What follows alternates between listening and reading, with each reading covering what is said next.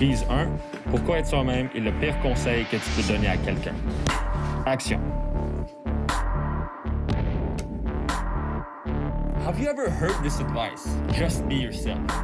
They tell you if you want to meet a potential partner. 80% des femmes couchent avec 20% des hommes. Comme il y a vraiment une inégalité en termes de relations entre hommes-femmes. Il y a donc effectivement des différences entre les hommes et les femmes. Si tu es dans le 80% des hommes qui ont moins de chances de se reproduire, entre guillemets, il y a 3 solutions que tu peux faire. Soit tu deviens un P-Rock, tu apprends t'apprends la drague, la séduction, comment être plus confiant. Soit tu deviens MGTOW ou soit tu deviens seul. Et il y a des choix qui sont meilleurs que d'autres. C'est qu'on a donné tellement de pouvoir aux nanas et on tape tellement sur les doigts des mecs que les mecs ne peuvent plus rien faire.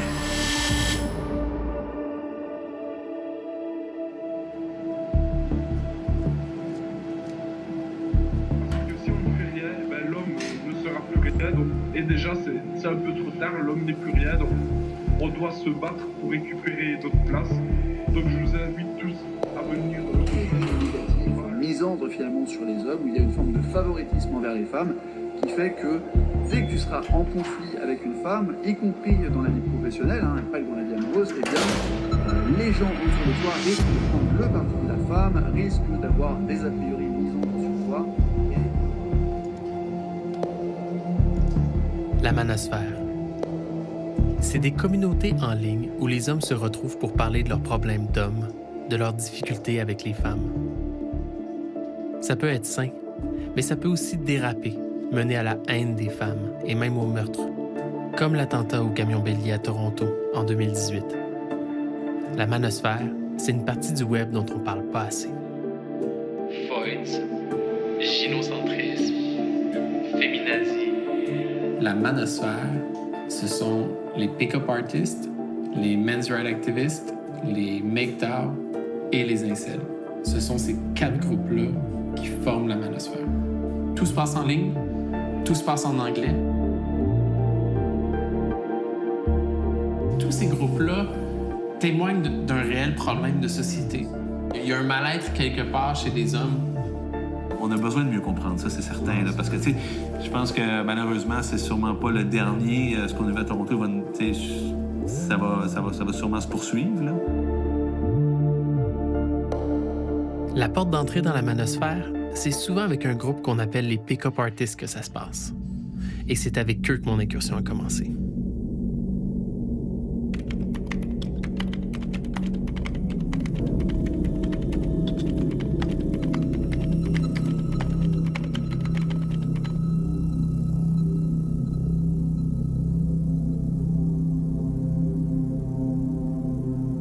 Les pick-up artists, on peut juste appeler ça P-Ways. Là, comment ils se retrouvent, c'est sur l'Internet. Donc, c'est comme une communauté un peu underground qui se donne des trucs et des astuces pour comment séduire des femmes. C'est vraiment la drague, la séduction. Now, if you're watching this, you want to be more successful with women, am I right? Right? You want to feel more confident, you want to feel more deserving of women, that women actually like you. Qu'est-ce qui a fait que tu as cherché à apprendre là-dessus? C'est parce que toi, avant, à la base, tu avais de la misère à draguer? Ouais, clairement, c'est ça. C'est vraiment l'histoire de tout le monde qui arrive dans la communauté. C'est qu'il y a un genre de difficulté, généralement. Je te dirais, c'était vraiment comme au secondaire, cégep, j'avais comme vraiment de la difficulté. J'avais quelques amis filles, mais j'avais aucune espèce d'idée comment comme transitionner ça à quelque chose de plus romantique. Donc, c'était vraiment quelque chose qui venait me chercher, comme le genre de manque de confiance en soi que j'avais besoin de développer un peu. J'avais vraiment ce titre dans ma classe. On m'appelait genre le timide, le discret.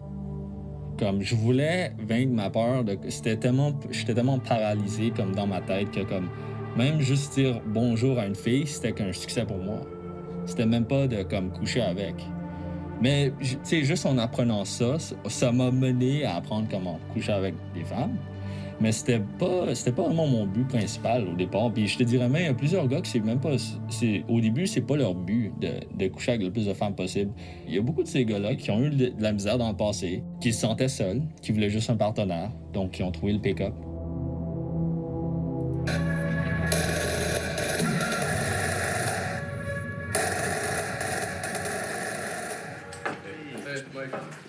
Hey, man.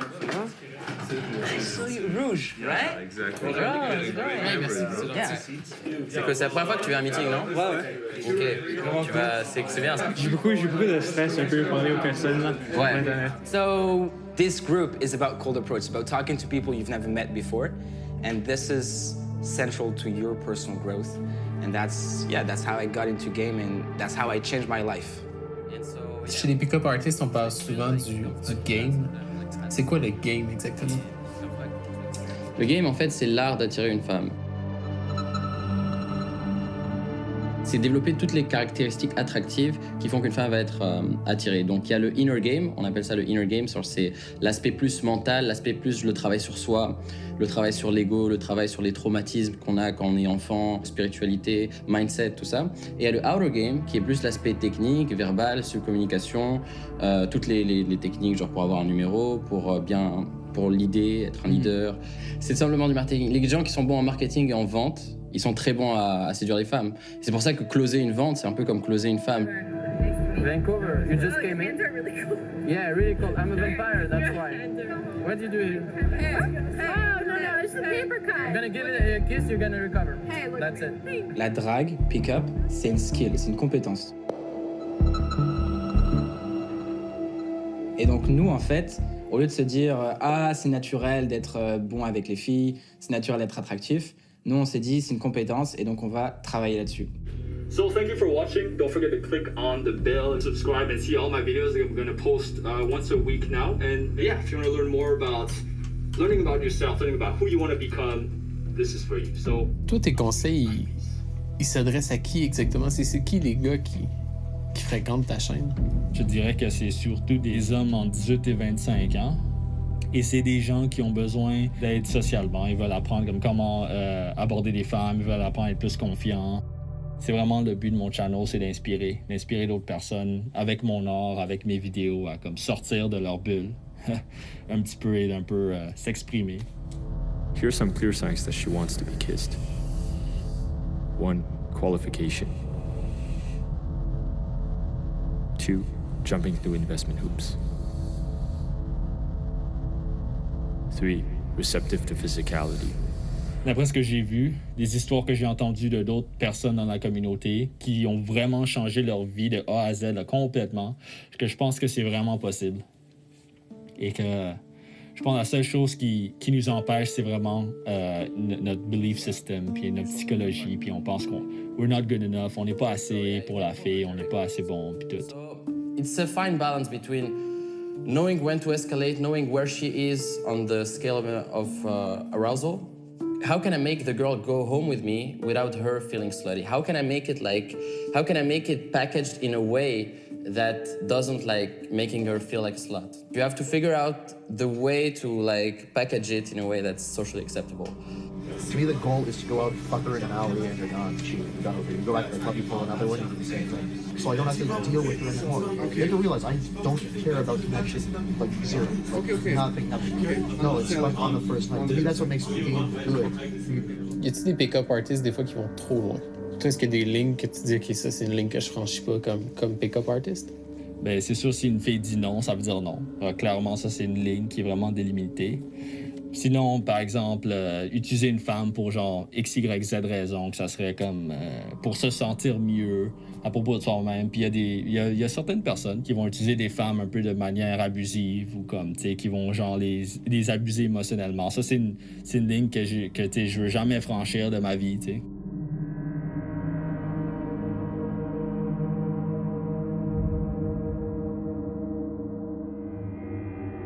Une fille va beaucoup plus préférer un gars qui va pouvoir lui donner des émotions, enfin créer toute une romance qu'un gars qui va juste, ok, lui donner de l'argent, ok, genre lui offrir un certain confort et tout ça. C'est vraiment, on appelle ça en game lover et provider.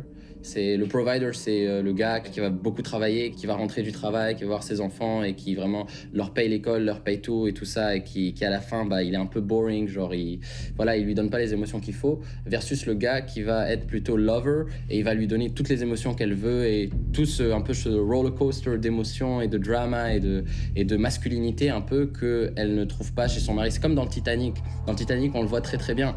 Le gars là qui est le provider, qui a ramené la femme, la principale, là, il lui donne donne l'argent et tout ça, ok, des dîners, des trucs, c'est cool. Mais Leonardo DiCaprio, c'est le lover et il lui donne les émotions positives, il la ramène dans son frame. Titanic, ça montre trop bien ça. Le lover, Leonardo DiCaprio, le provider, genre le gars là qui... Ouais. Et vous êtes des lovers. Ouais, mais à un moment, il faudra être provider aussi. C'est une balance aussi.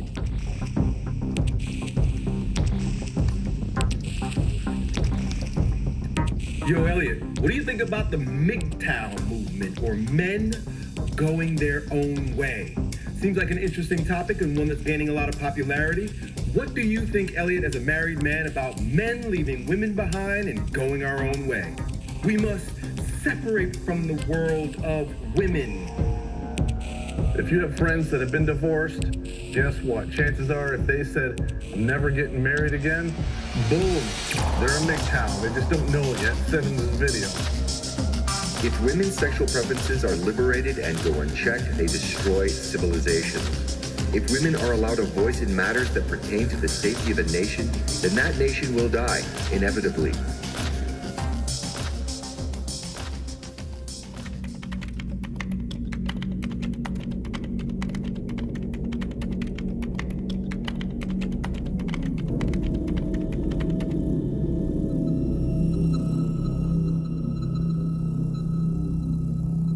Un MGTOW, c'est tout d'abord quelqu'un qui décide de prendre possession de sa propre personne, de sa propre entité, puis de vivre la vie selon lui, ce qu'il décide, et lui, vers quoi il est orienté, non pas par les influences puis les pressions de la société et du monde extérieur.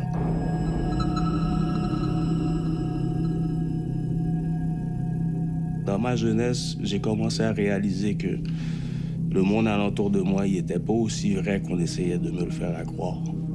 Le conte de fées, c'est le cocon qu'on crée alentour des enfants, là, avec le Père Noël. On les cache de la réalité, des vraies choses. Ils comprennent pas comment que le monde fonctionne vraiment. On leur cache tout ça. Puis on finit par l'apprendre quand on est rendu dans les 14-15 ans. Puis quand tu étais jeune comme ça, c'était quoi ta relation avec les filles autour de toi? Une relation de Roméo et Juliette, croyant à l'amour romantique et l'eau de rose et tout ça, jusqu'à ce que je me rende compte que c'était quoi la vraie game en dessous de ça. Puis c'est pas la réalité. Une relation amoureuse, c'est une transaction. C'est comme aller à un commerce et acheter un fruit et donner de l'argent en échange. Tu comprends? S'il y a pas d'amour véritable, inconditionnel, pour moi, c'est pas de l'amour. C'est un commerce, une transaction. C'est tout ce que c'est. Women throughout history have shown time and time again they're quick to seek the favors of men they feel are stronger and more dominant. Là où je me suis cogné le nez, c'est que j'ai cru dans ma tête, naïvement, que pour avoir le respect et l'amour d'une femme, c'était de tout faire pour elle. Mauvaise idée. Puis ça, je l'ai essayé plusieurs fois. Fait que je me suis cogné le nez plusieurs fois comme ça. En faisant tout, en étant là financièrement, en étant là par protection, en étant là émotionnellement. Mais sauf que ça, qu'est-ce que ça fait avec le temps? C'est que plus ça va, plus la femme perd de respect pour cet homme-là. Parce qu'elle perd le respect parce qu'il paraît faible. Alors une fois que ça arrive, la femme va commencer à chercher ailleurs. Et je me suis cogné le nez très souvent, qui a fait qu'aujourd'hui, j'ai un énorme dégoût pour l'idée du mariage. Parce que j'ai vu beaucoup d'hommes être détruits, complètement détruits, perdre l'accès à leurs enfants, perdre leur maison, perdre une partie de leurs biens. Il y a des gens qui ont souffert dans la vie, mais qui vont rester dans le réconfort de la famille, de la société, puis qui vont rester dans leur cocon, puis rester rattachés. Mais moi, non, ma souffrance m'a donné le courage de mettre un pied dehors du cercle puis de dire, regarde, c'est fini, c'est assez. And the first thing to remember about MGTOW is that a man that has taken the metaphorical red pill is a man that has learned the ugly truth about female nature. Women are made out to be harmless, beautiful creatures. But the truth is, many women today will rip out your heart and testicles through your wallet and move on to their next victim with absolutely no second thoughts. C'est quoi exactement la Red Pill? La Red Pill? Ah, t'as jamais vu le film La Matrice? Aujourd'hui, les gars dans MGTOW utilisent ça comme comparaison pour montrer au monde qu'il y a deux mondes qui existent. Il y a le monde des endormis et le monde des réveillés. Le monde des endormis, c'est le monde de la pilule bleue, du monde qui croit à la matrice, qui veulent rester dans la matrice, ils veulent rien savoir de ce qui pourrait être leur vraie entité, de ce qui pourrait être leur vraie personne. Ils veulent pas connaître la vérité. Ils veulent rester dans le rêve parce que le rêve est beau. Mais sauf que celui qui prend la pilule rouge, lui, il vit dans le monde du monde réveillé. Le monde qui sont capables de voir la manipulation qui se trame tout alentour, les mensonges, comment que les choses sont pas comme on nous le dit. Fait que la pilule rouge, c'est la pilule de vérité. Bref, une forme de discrimination qui favorise les femmes et qui défavorise les hommes. Si je comprends, puis que je pense uniquement à la place de la femme dans la société, donc j'ai pris la pilule bleue. Bon, justement, on a des problèmes d'équité salariale, les femmes sont sous-représentées dans plusieurs milieux d'emploi, les femmes sont victimes. Ah, toi, tu vas être le gars qui va être un féministe mâle. Un féministe mâle, là pour tout ce que la femme veut entreprendre, là pour n'importe quand la femme va décider de provoquer quelqu'un et d'engendrer une situation, tu vas être là pour te mettre en chevalier, un white knight qu'on appelle, chevalier blanc, pour la défendre, même si c'est elle qui est dans le tort. Tu comprends? C'est... Toi, t'es la pilule bleue, là. La pilule qui voit pas la vérité, mais qui voit juste la femme. Est-ce que tu irais jusqu'à dire que les femmes contrôlent la société? C'est exactement ce qui se passe. C'est exactement ce qui se passe. Nous, on l'a bâti avec notre sang et notre sueur. Et aujourd'hui, la femme contrôle la société avec la législation. C'est comme ça. Les femmes ont toujours été priorisées d'une manière ou d'une autre. Puis ils sont tellement confortables dans leurs privilèges qu'aujourd'hui, ils cherchent des nouveaux problèmes à gérer pour pouvoir acquérir d'autres privilèges en surplus. On est dans un système qui est gynocentré, qui est basé sur les besoins de la femme. C'est comme dans la nature, si vous regardez le troupeau ou la meute, il protège les femelles. Gynocentrisme? Ouais. Qu'est-ce que ça veut dire? Tout est centré alentour de la femme. C'est la femme qui est élevée, c'est la femme qui est protégée, c'est la femme qui... La femme, elle a les doigts partout. Puis les hommes, nous, on se fait regarder comme des entités disposables.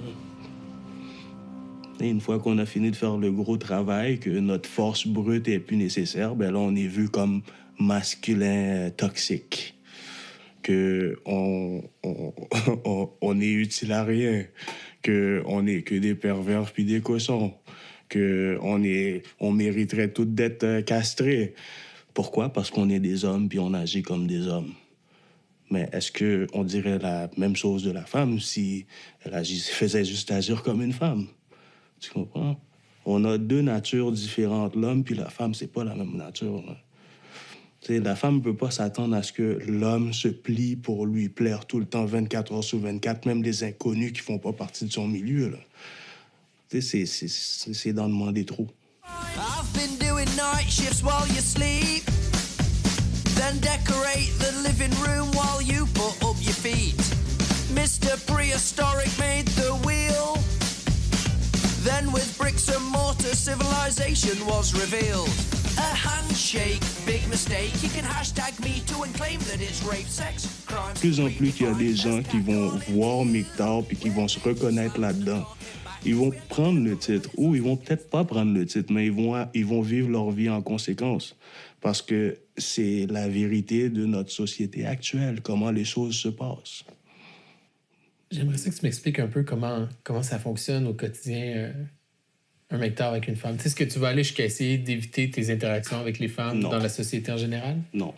Okay. Fait que si c'est une caissière à l'épicerie... J'interagis avec tout le monde. Pour moi, un être humain, c'est un être humain.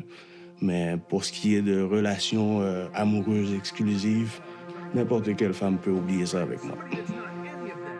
And their first response to a MGTOW or a MGTOW comment or topic is, oh, you're just a bunch of fucking losers. You're just a bunch of this.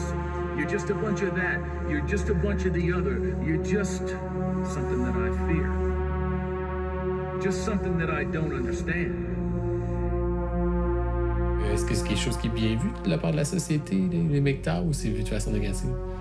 D'après ce que j'ai pu voir sur les commentaires de Facebook, sur les posts, c'est pas quelque chose de bien vu par le monde qui sont, comme on pourrait dire, bien ancrés dans le système. On est vu même comme des tapettes, des gars qui peuvent pas avoir des femmes, des gars qui sont faibles. Pourquoi? Parce qu'on a juste décidé de mettre un pied dehors du jeu puis de vivre la vraie vie. Le plus difficile, c'est de savoir que je vis dans une société qui va me reconnaître comme un ennemi. Juste d'après cette décision-là.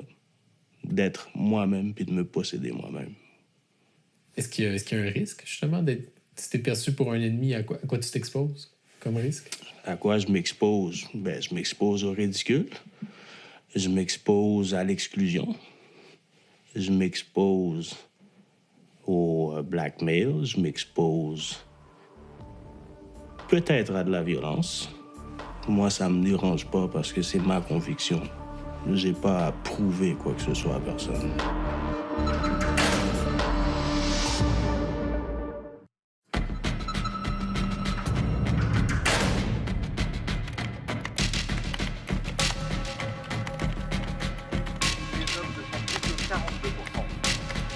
Et le top 1, c'est que les hommes sont programmés pour défendre les femmes. Le premier réflexe d'un homme, c'est de protéger les femmes avant soi-même. C'est contre ce réflexe qu'on est obligé de se battre bien avant nos vrais problèmes. Défendre les hommes, ce n'est pas seulement s'offusquer contre des lois absurdes et les demandes infinies inventées par les féministes. Défendre les hommes, c'est aussi comprendre notre fonctionnement et apprendre à verbaliser en termes politiques toutes les discriminations que l'on subit.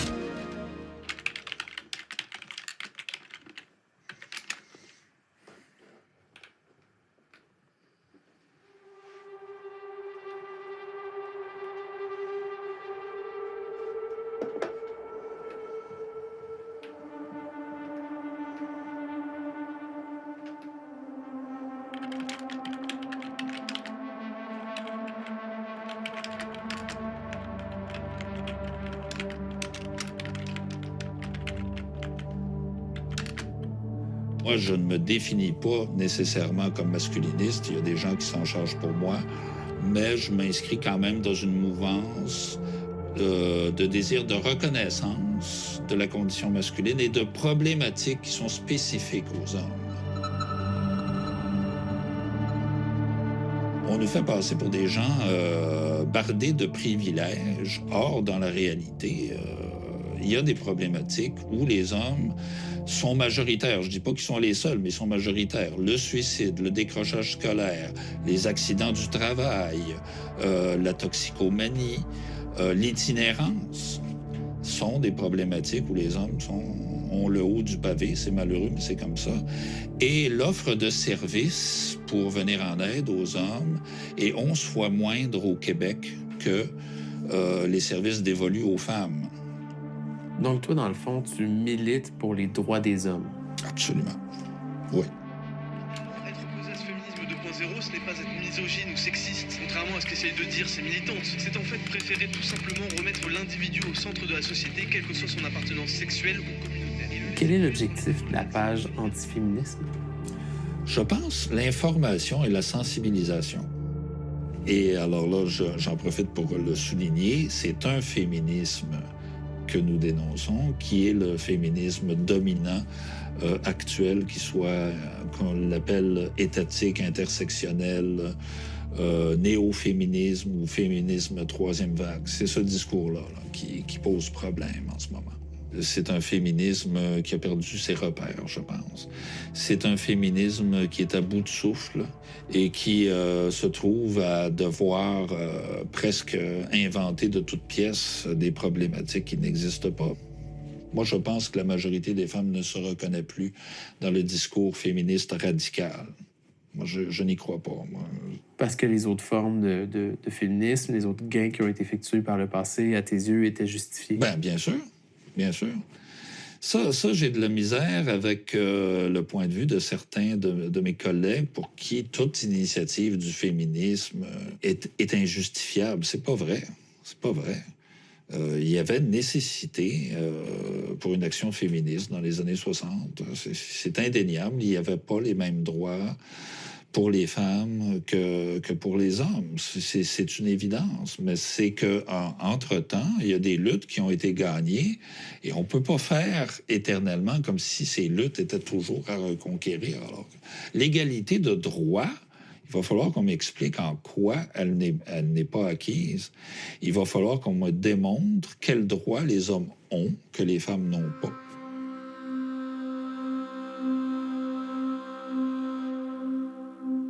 Presque tout s'est passé en ligne. Tu as commencé par lire des blogs en ligne, tu as commencé à écrire, bon oui, un peu dans les journaux, mais tu as commencé à écrire ton propre blog. C'est vraiment en ligne que ça se passe, les actions pour les droits des hommes.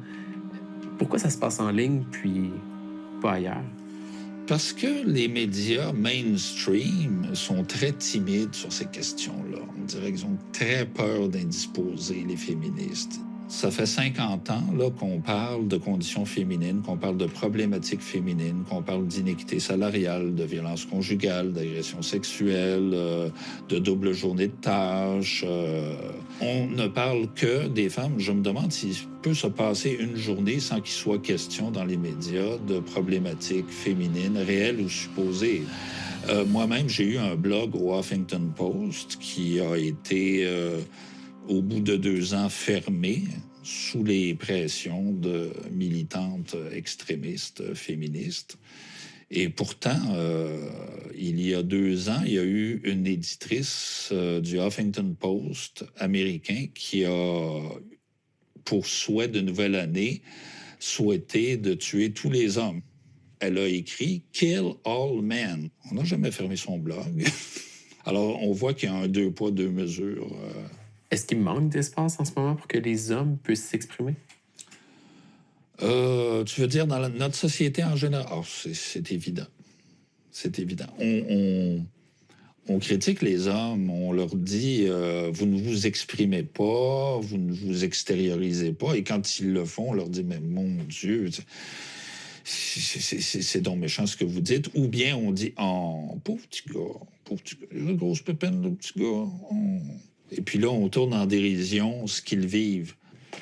Il faudrait s'exprimer selon certains paramètres ou avoir une façon féminine ou féministe de s'exprimer.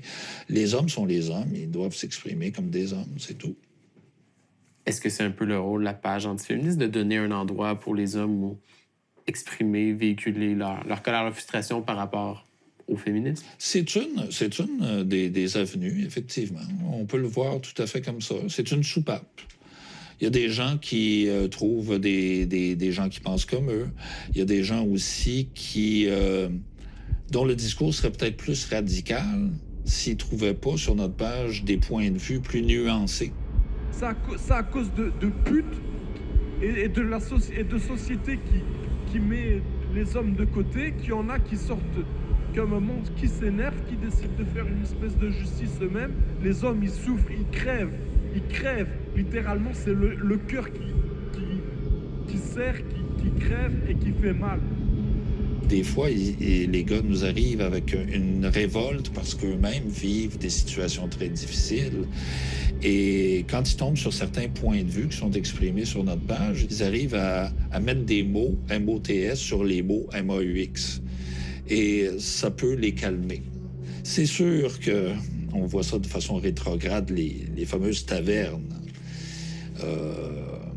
Je suis pas pour le retour à ça.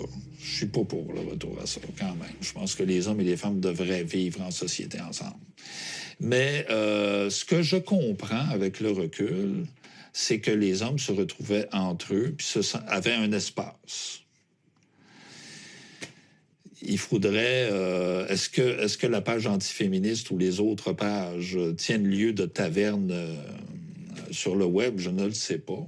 Mais je pense qu'il y a toutes sortes de risques là, qui menacent des hommes qui sont repliés sur eux-mêmes.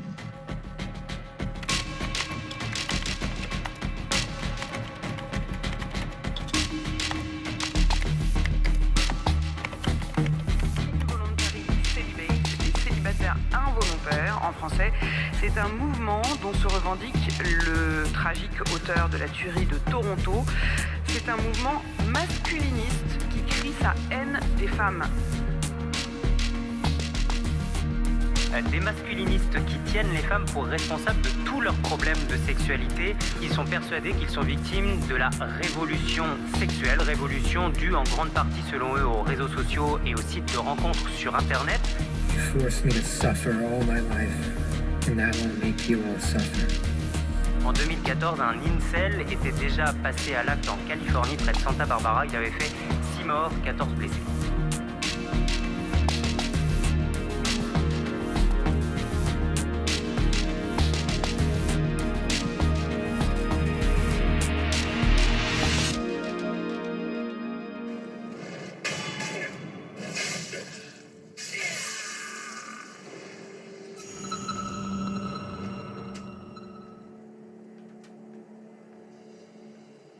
C'est quoi tes premiers souvenirs de tes relations avec les femmes? Là? Quand je dis femmes, c'est avec les filles, là, quand tu étais un enfant, dans le fond. Là. Dès le primaire, même si c'était pas les filles directement qui me disaient ça, j'ai toujours été plus petit que les autres. Puis ça, c'était beaucoup quelque chose que les garçons me disaient pour m'inférioriser. Mais ça a continué aussi au secondaire. Mais là, ce qui était le plus dur pour moi, c'est que quand je m'intéressais aux filles, c'était souvent une réponse que je pouvais recevoir carrément, sans essayer de me comprendre ou savoir qui j'étais. C'était juste dès le départ que j'étais trop petit. Moi, je voyais à ce moment-là les filles comme juste des personnes qui vont juste rattacher à ceux qui ont le plus gros bout du bâton, comme ceux qui sont les plus cool. Ou, ils vont juste se tourner, voir « finalement, Samuel, je le trouvais cool, mais vu que le groupe veut pas, ben... genre, finalement, tu m'intéresses pas. » Moi, c'est comme quelque chose qui est resté dans ma tête après ça. Je commençais à être un peu désespéré par rapport à ça, puis me dire que c'était impossible. Je me disais, je suis gentil, je fais tout pour elle, puis là, il n'y en a aucune qui est amoureuse de moi. Puis, tu sais, je comprends pas ce que je peux faire de plus. Je fais tout, puis c'est pas avec moi qui sortent ces filles-là, tu sais.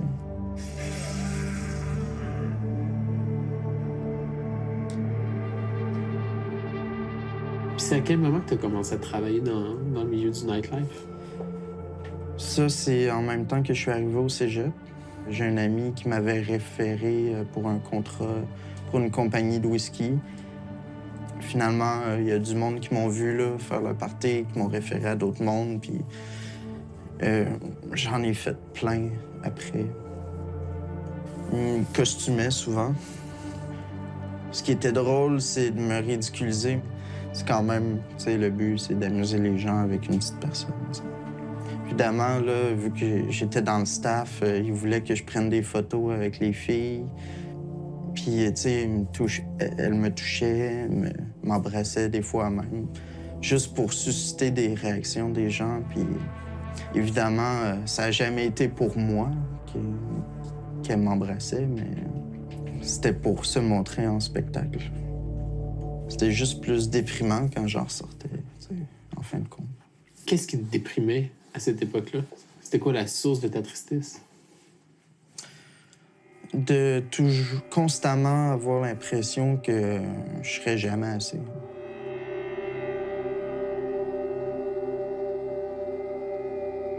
Ma vision des femmes, c'était que pour leur plaire, il fallait que j'aille de quoi à leur offrir, mais quelque chose, évidemment, de superficiel.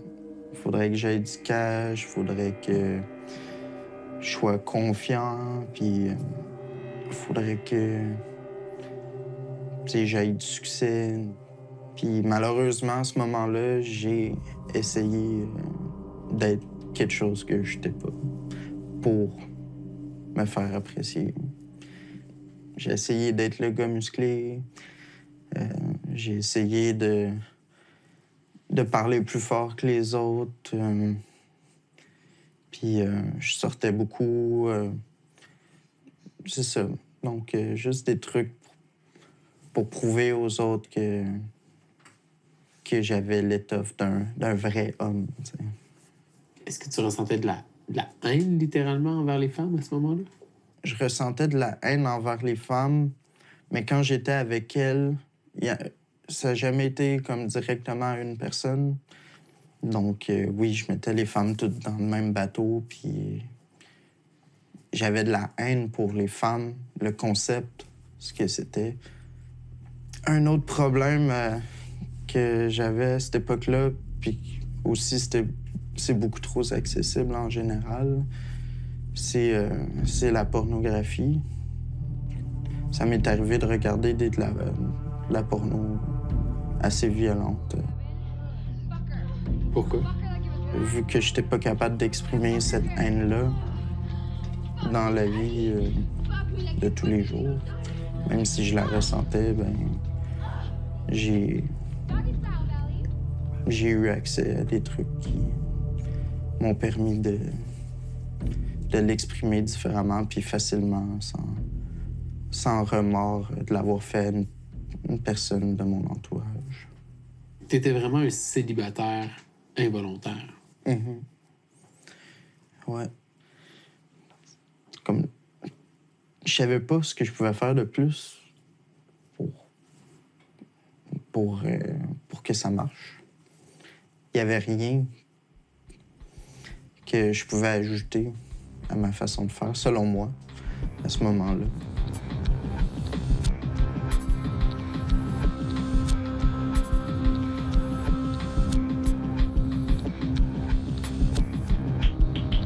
Est-ce qu'on peut commencer par parler de toi? Quel âge t'as? Depuis combien de temps t'es un incel?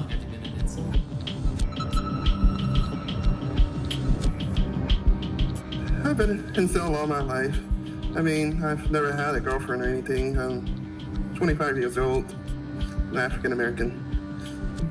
I mean, I've approached many women and I haven't really had success with women in my life, so that's what kind of led me to this community in the first place. So if I understand...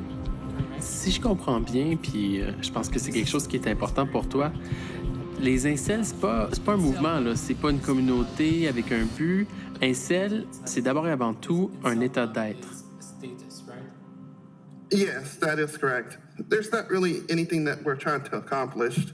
We don't have any type of funding or anything like that to push any type of agenda.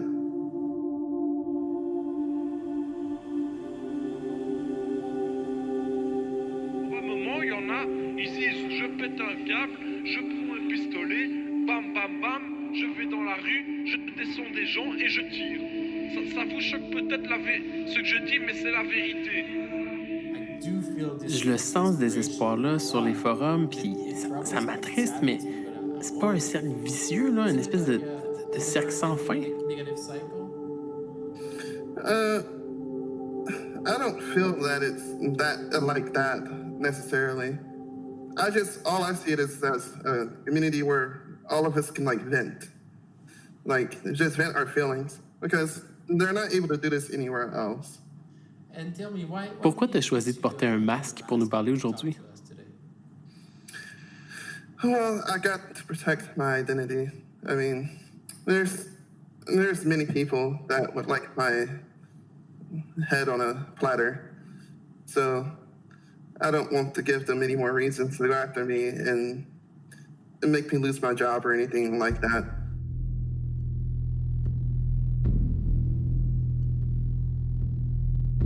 Revenons à la base un instant, là. C'est quoi la pilule rouge? I consider the red pill more of like POA. I don't have really too much of an understanding of all of that because I never went through that phase. I never listened to any of that POA stuff. I thought that stuff was not helpful to me. I would put it plainly and simply, it doesn't work. Quand les pick-up artists disent que c'est juste une question d'attitude, tu crois pas à ça, toi? No, I don't believe personality or attitude plays any part of it. It's all about the looks. I do believe it's really all about the looks. Est-ce que tu crois qu'être un incel, c'est être dans un cul-de-sac? Yeah, I do feel like it's a dead end. I mean, that's a lot of the things that me and a lot of other people talk about too on the forums. It really is a dead end. I mean, you know where it is over came from. It's over. This is it, you know? Or this is the end. I'm 22 years old and still a virgin. I've never even kissed a girl. I don't know why you girls aren't attracted to me, but I will punish you all for it. I'll take great pleasure in slaughtering all of you. Il s'appelle Elliot Roger et il a 22 ans. Il a tué 6 personnes en quelques minutes. Il s'est installé au volant de sa voiture et a tiré par balle sur toutes les jeunes femmes qu'il a croisées, faisant 3 nouvelles victimes. Après un échange de tirs avec la police, l'homme a percuté une voiture à l'arrêt. Selon le shérif de Santa Barbara, il a été trouvé dans son véhicule, mort d'une blessure par balle dans la tête. Il y a certains membres du forum qui glorifient des incels qui ont commis des actes de violence, non? Yes. Les incels qui ont commis des actes de violence par le passé, est-ce que tu crois que c'était leur façon d'essayer de changer les choses? I believe so. But I don't encourage that type of violence at all. I don't like what they did necessarily. Because taking like innocent lives, it's not the way. It's just gonna make the problem even worse for other incels, you know? If the incel community was censored. Si les communautés incels étaient censurées en ligne, si le forum, par exemple, était fermé, est-ce que ça pourrait pousser certains incels à commettre des actes de violence? And yeah, I feel like that could be a possibility. And that's why I try to keep it up as much as I can. That way they do have that. What someone told me before, it's like a release valve for them. Just to kind of vent their feelings about the world. And so they don't get to that point, you know? Qu'est-ce qui se passe quand on ferme la soupape de pression de quelqu'un? It keeps it all in, and it just makes people mad. Une nouvelle attaque à la camionnette bélier s'est déroulée à Toronto. Au moins 10 personnes ont été tuées et une quinzaine blessées, dont 4 dans un état critique. Le conducteur a délibérément foncé sur un trottoir en plein quartier d'affaires de la ville. Il a fauché les passants sur près d'1 kilomètre, laissant dans son sillon un véritable carnage. Il se nomme Alec Minassian. Il est âgé de 25 ans. C'est un habitant de Richmond Hill. J'imagine que tu as beaucoup lu sur l'attentat au camion bélier, puis j'aimerais ça en parler avec toi. L'attaque qu'Alec Minassian a commise à Toronto, c'est la raison pour laquelle les médias se sont mis à parler des incels, du moins au Canada. Qu'est-ce que tu sais d'Alec Minassian? Yeah, it kind of follows the life that many incels faced. Being bullied during school, not able to form those social connections in school to get into a relationship and have to it. So those experiences, and then those experiences like carry like to you in like your adulthood and everything. Have you ever seen his name? Est-ce que tu as déjà vu son nom sur le forum? Yeah, I have. They pretty much praise him as a hero. Do you agree with them? Es-tu d'accord? I understand why he did it. He's probably cracked, but I don't agree with killing innocent people. Qu'est-ce que tu veux dire, il a craqué? Comment Alec Minassian a craqué? Well, I feel like he got to a point in his life where he was just so sick of his situation and he got so mad that his emotions took over and he just attacked and did what he did, you know?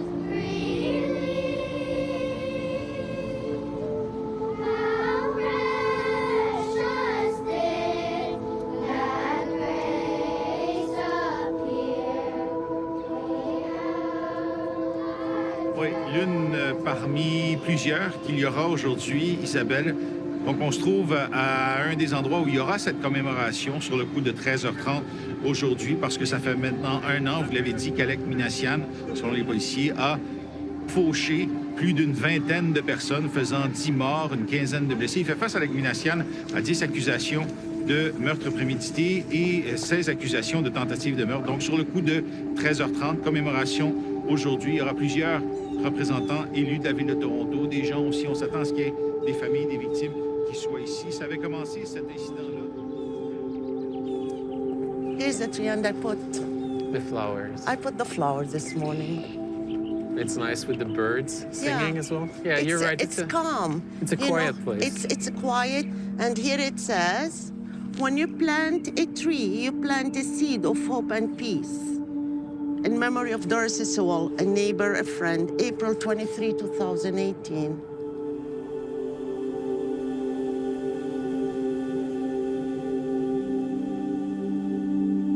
So I was walking toward the stairs where we met you, and I heard that sound, that fast, and I look and I saw the van was taking, but I see dragging the bodies. This is what I remember. That moment, you don't feel nothing.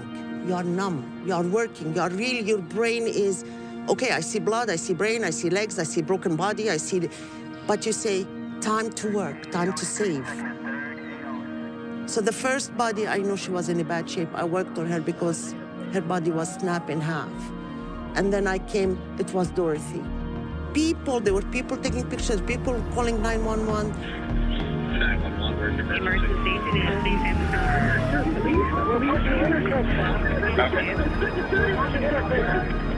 Oh, that time, for Dorothy, one thing really broke my heart. Until now I say, please forgive me, because I have to take her bra.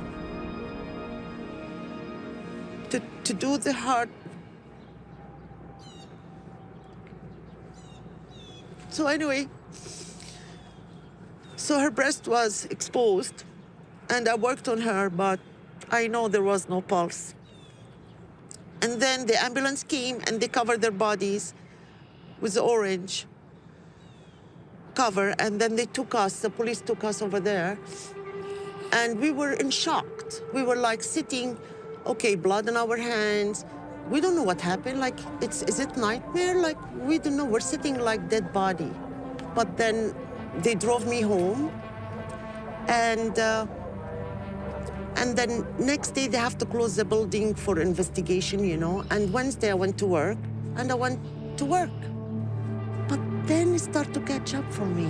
I was taking sleeping pills because you jump middle of the night and you see the body beside you. Like, the images, it didn't leave me. So... You're one of the victims. I am. This is what I said. Like, they died and they left piece of us inside dead, like, and it's scars.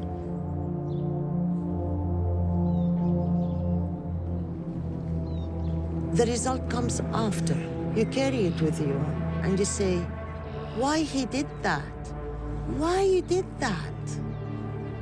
He asking himself a question, why I want to do it? I don't think he will reach that stage. You have angry about somebody, go find another solution. If this message reaches to any man, you hate women, just seek help.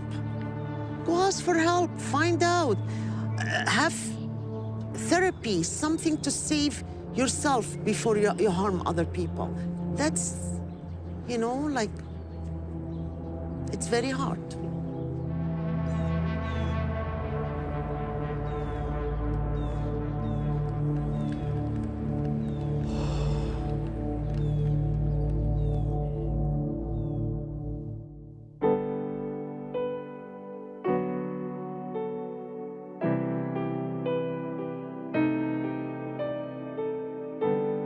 Je trouvais ça trop dur émotionnellement d'essayer de faire que les femmes m'aiment. Donc, je me suis plus mis à les avoir autour de moi, mais de façon plus amicale, tu sais. J'étais moi-même. j'étais qui j'étais constamment. J'étais pas comme essayer d'être un homme fort ou de parler plus fort que les autres, etc. J'ai rien de toxique dans ma façon d'être homme. J'étais juste homme, moi. Après, j'ai eu ma première blonde. Pour la première fois de ma vie, il y a une femme avec qui j'ai bâti une relation pas superficielle, qui s'intéresse à moi, puis elle s'intéresse à moi pour ce que je suis, puis pas pour ce que j'ai fait, ce que j'ai, ou etc. T'sais. Le but, c'est d'être bien dans sa peau, puis de se sentir accepté pour ce qu'on est.